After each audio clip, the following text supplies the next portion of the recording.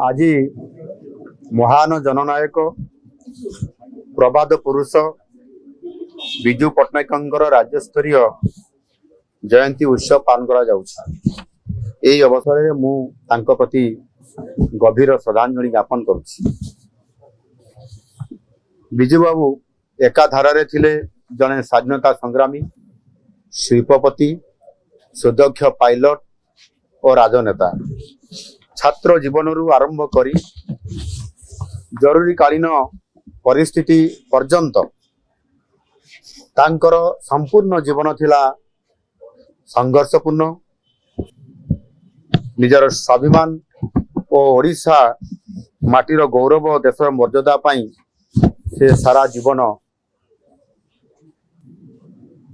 ये ओडिशा पाई एवं ओडिशार विकास पाई से कार्य करथिले।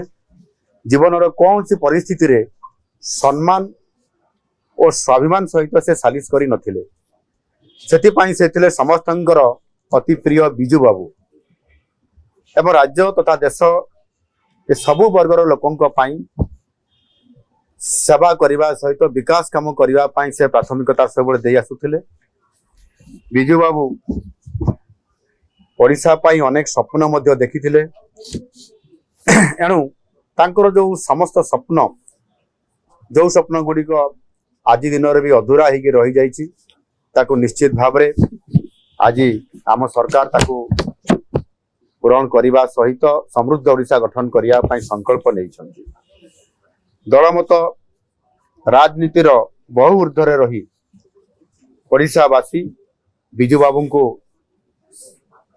देखिछंती एवं सम्मान मध्य दे आसुछंती। तांकर सम्मान, प्रतिष्ठा और गौरव को आमे समस्ते जानिछु आ अनुभव मध्य आमे करिछु।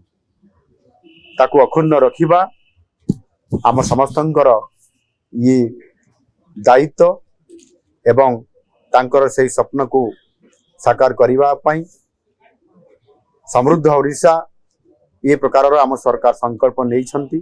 निश्चित भाव में आगामी दिन में एक समृद्ध ओडिशा गठन करने आमको आज जयंती पालन उत्सवर अवसर रे निश्चित भाव में आमको आहरी उत्साहित कर प्रेरणा जोगेदेव।